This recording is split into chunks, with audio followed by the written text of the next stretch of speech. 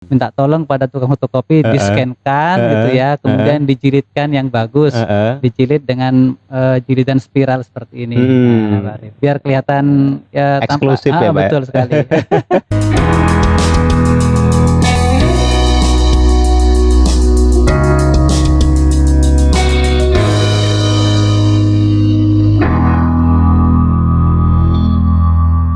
Assalamualaikum warahmatullahi wabarakatuh. Waalaikumsalam warahmatullahi wabarakatuh. Pemirsa podcast pendidikan masih terkait dengan literasi. Kali ini kita bersama adik Lila. Halo Dik Lila. Hai.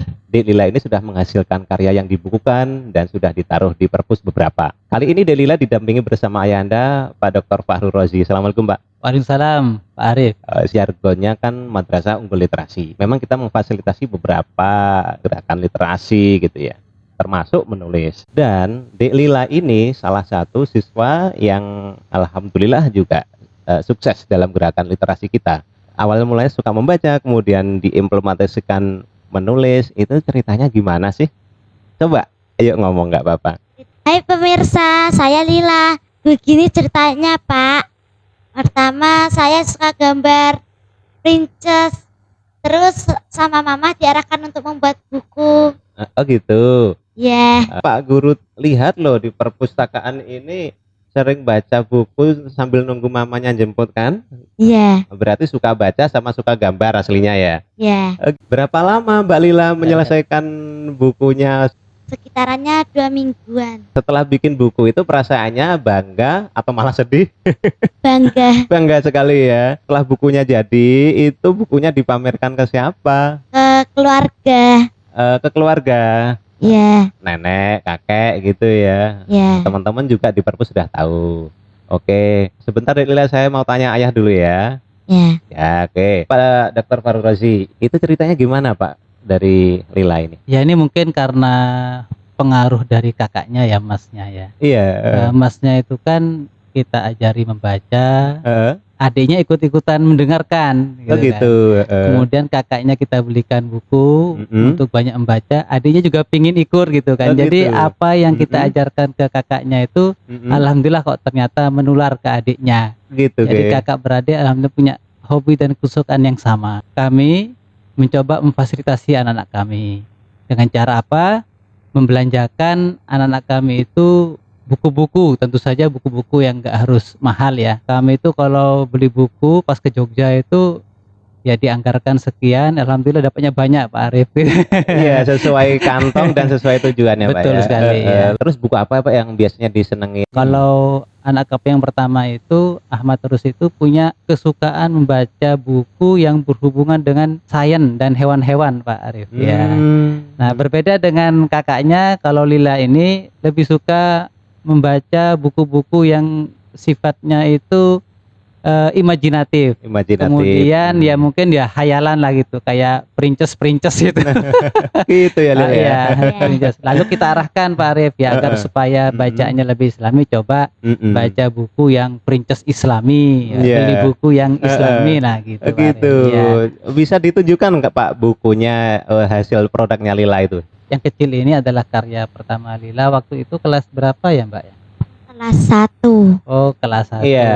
Jadi kelas 1 sudah memproduksi itu Pak ya? Iya, alhamdulillah. Oh, luar biasa. Jadi pemirsa, kita tidak melihat bentuk fisiknya bukunya yang mungkin jelas beda ya Pak dengan yang pro ya, dengan Betul, profesional. ya, Tetapi ya. Bagaimana kita bisa mengakomodir hobi dan skill anak untuk menggambar dan untuk menulis. Betul, ya. Tinggal pengembangannya saja. Ya. Terus ini berarti sudah ada berapa buku Pak sekarang? 5 Pak. Sudah 5 ya Pak Iya, ya? 5 buku ya. 5 buku. Itu prosesnya gimana Pak? Bapak memfasilitasi itu kan tulisannya Lila sendiri. Ya. Itu dikemas bagaimana? Terus Ya. melalui media apa gitu? Baik Pak Arif, jadi yang pertama seperti yang saya utarakan tadi, berangkat dari hobinya membaca Pak Arif. Kemudian saya berpikir gimana caranya agar anak kami ini tidak sekedar membaca tapi menuliskan apa yang dibaca, Gitu, apa oke. yang diketahuinya. Oke. Karena memang hobi lainnya itu adalah dia suka menggambar Pak Arif. Maka kita arahkan untuk membuat cerita bergambar. Iya, Jadi iya, heeh. memang kelemahan anak kami yang harus kami akui adalah pada ide ceritanya, tapi dia punya kelebihan pada gambar. Maka terkadang kami bantu dari segi ide ceritanya. Disitulah peran orang tua masuk ya Pak ya. Betul, ide ceritanya berangkat dari pengalaman dia sehari-hari, termasuk berangkat dari imajinasi dia. Awalnya itu kan menggambar di kertas biasa ya Pak ya, bisa lihat Pak? Oh ya. Yang bawah sendiri yang desain awalnya ya. Amit G. Jadi begini pemirsa, mula-mulanya kan seperti ini. Lama-kelamaan banyak diperbanyak dan sedikit artistik oleh Pak Rozi melalui apa Pak? Hanya jasa fotokopi ya Pak ya? Bisa Betul, melayani betul. ya Pak ya? Betul sekali. Gimana itu ceritanya Pak? Jadi kumpulan tulisan anak kami itu lalu kami bawa saja ke tukang fotokopi. Minta tolong pada tukang fotokopi di-scan-kan gitu ya, kemudian dijilidkan yang bagus. Dijilid dengan jilidan spiral seperti ini. Nah, Pak Arif, biar kelihatan ya Eksklusif ya, Pak, ya? Betul sekali. Dan kami kemudian sebelum kita serahkan pada tukang fotokopi memang kami menunjukkan pada anak kami dari buku-buku yang pernah dia miliki, ini contoh buku yang sederhana gitu kan, sehingga kemudian dia meniru Pak Arif gitu. Gitu Ge. Nah setelah siap semuanya baru kita bawa ke fotokopi, jadi deh gitu. Jadi alhamdulillah. Jadi teknis luar itu kan biar biasa. urusan orang lain saja. Kendala apa Pak selama mendampingi Lila? Kendalanya itu memang terkadang wajar anak-anak ya ada rasa malas gitu kan. Cuman selalu kita motivasi dan kita support Pak, bahwa agar supaya dia itu memiliki satu karya yang bisa dibanggakan, ayo segera diselesaikan saja. Gitu, gitu ya. Kalau masalah teknis kan sudah di tukang percetakan tadi Betul, sudah cukup Pak betul ya. sekali ya. Ya, dicicil Pak seperti diceritakan oleh Lila tadi emang 2 minggu. 2 minggu Ya, kita kan nggak bisa memaksa anak di luar batas kemampuan dia, artinya sesanggupnya dia, semampu dia. Padahal Pak Rozi kayak skill ilustrasi macam-macam juga nggak ada ya Pak? Oh ya, kalau saya ini nggak punya ini kelebihan dalam hal itu Pak Arif. Ya. Oh, gitu. Kebetulan ibunya yang punya kemampuan, sehingga dia dalam hal menggambar bisa mengarahkan anak-anak. Gitu kan. Ge. Oh, Ya, saya hanya bertugas memfasilitasi saja. yang penting memfasilitasinya itu Betul, Pak. ya. Masalah teknik, masalah nanti bantuan lainnya kan bisa diatur. Halo Mbak Lila. Ya Pak. Ya, lucu sekali pemirsa ini. Coba kamu merasa nggak bukunya kan sudah bagus ya, tapi merasa nggak Pak ini saya kurang gini kok Pak buku saya? Iya merasa Apa itu? kurang tebal, halamannya kurang banyak. Namanya kurang banyak. Ya kalau usia kamu udah bagus lah, tapi nanti diperbaiki ya, diperbanyak halamannya. Mau bikin judul apa lagi setelah ini? Buah dari Rajin Belajar. Buah dari Rajin Belajar. Ya. Itu ceritanya tentang apa nanti? Princess yang juara 1 di kelas. Oh gitu. Ya. Jadi princessnya nanti juara 1 di kelas, terus? Sebelumnya malas, terus dinasihati oleh mamanya biar rajin belajar. Justru ranking 1 di kelas. Oh gitu. Biar ranking 1 kayak Lila ya. Ya. Oke, ya. Saya kembali ke ayah dulu ya. Pak Rozi, ini apakah ritme yang diberlakukan untuk Lila apakah masih seperti yang dulu? Jam bermain dan jam nonton TV harinya berbeda. Di masa pandemi ini berbeda Pak. Ritmenya berbeda. Ya. Kalau dulu itu TV kita kurangi gitu ya Pak ya. Kemudian kita arahkan pada ini karya-karya tulis. Lebih banyak ke membaca, hiburannya ke membaca gitu Pak ya. TV itu kalau dulu seminggu 2 hari, jadi Sabtu dan Minggu saja. Pulang dari sekolah, kemudian sampai dengan Minggu sore. Oh gitu. Nah sekarang ini kan banyak di rumah Pak. Kasihan gitu. anak-anak khawatirnya kurang banyak hiburan ya. Kita putarkan TV, cuman juga kita jadwal. Dibatasi Pak ya. Betul, dibatasi. Gitu Ge. Iya. Iya. Betul, Pak. Nah sekarang ini kan di masa pandemi ya kita arahkan di jam-jam dia tidak nonton TV ya, banyak menghafal Al-Quran, kemudian apa lagi Mbak? Kaligrafi. Oh iya kaligrafi Pak. Ya, betul kaligrafi Iya. sedang kita genjot ini Pak. Bagus Dan loh. Matematika Pak ya. Oh gitu. Karena dia cerita sama kami, kok saya merasa lemah di matematika ya, maka ini kita dampingi matematikanya. Oh gitu. Ya. Itu kemauan sendiri atau dari arahan orang tua Mas. Kalau matematika dia yang curhat. Nah, Iya Lil, dan- kamu matematika yang pingin sendiri ya? Iya. Wah, Nah. bagus ya, bagus itu. Iya Pak, lanjut Pak. Iya. Kemudian kalau kaligrafi, karena memang saya merasa anak kami ini punya bakat di bidang seni, terutama seni tulis menulis. Kami memang akhirnya mengundang pengajar untuk les lah ya dari mahasiswa. Ya. Yang penting bisa mengantarkan anak kami tahu seni Gitu. kaligrafi seperti apa. Itu hanya berlangsung berapa hari ya Mbak ya? Sekitar 8 kali datang Mbak ya. Iya. 8 kali datang, setelah itu selesai, lalu anak kami mengembangkan sendiri dengan melihat beberapa contoh di internet, kemudian di buku kaligrafi dia contohkan. Iya. Disesuaikan konteksnya. Kalau konteksnya sekarang misalnya kayak kemarin Idul Fitri, dia membuat ucapan Eid Mubarak. Ya. Itu disebarkan kepada saudara-saudara gitu Pak. Oh, gitu.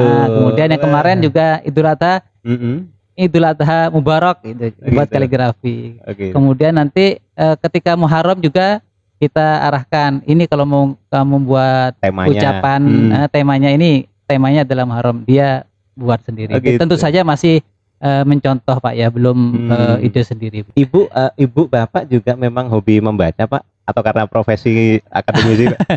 Ya kalau saya kebetulan memang karena profesinya ya Gitu, mengajar ya. harus membaca gitu kan ya.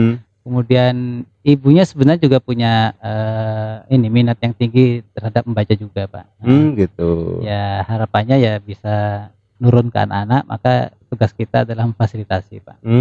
Gitu ya. Ya alhamdulillah selama pandemi ini kan artinya banyak waktu kosong di rumah ya Pak Arif ya. Ya kita manfaatkan dengan sebaik-baiknya. Kayak Lila ini alhamdulillah menyelesaikan juz 30, 29 dan juz 1. Gitu Alhamdulillah, kayak ya. sudah Selama proses masa ini Pak. pandemi. Sudah juz 1 udah selesai udah. Udah hafal lagi. Sudah selesai. Wah, luar ya. biasa Lila. Bu Guru tahu nggak ini? Nggak tahu. Belum laporan ya. Belum. Terus Pak Rozi, ini kalau anak suka membaca itu dengan anak lain itu ada plus minusnya nggak sih? Pak Rozi sebagai akademisi mungkin bisa menilai, dan sebagai orang tua Lila.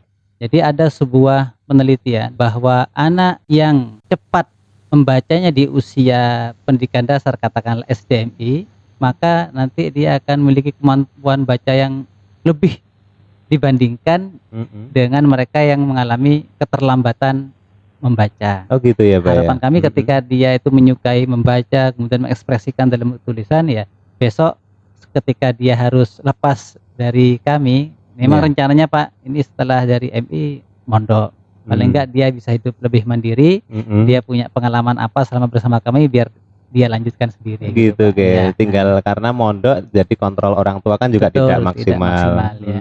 Luar biasa. Sudah Ya. siap mondok deh Lila? Insya Allah udah. Wah, luar biasa. Karena kakak sudah mondok ya. Oh, malah minta mondok sekarang juga katanya. Waduh.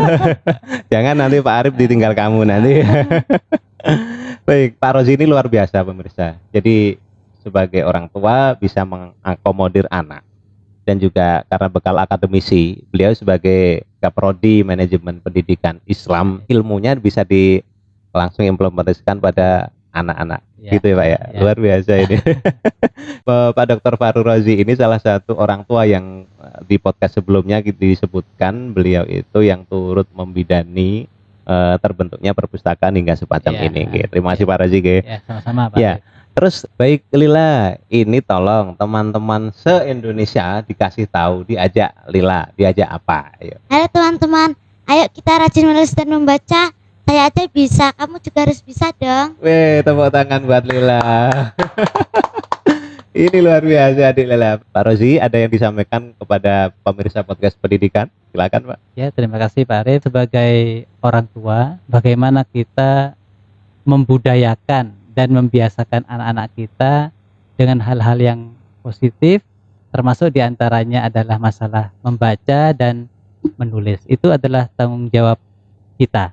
Nah, selanjutnya setelah kita membiasakan, harus didukung dengan support yang cukup, tidak harus lebih. Kalau membaca berarti ya kita sediakan sebagian dari anggaran belanja rumah tangga kita untuk buku-buku yang akan berkontribusi positif bagi perkembangan anak-anak kita. Jangan sekedar memerintah, tapi yang penting adalah mendampingi anak. Gitu Pak Arif.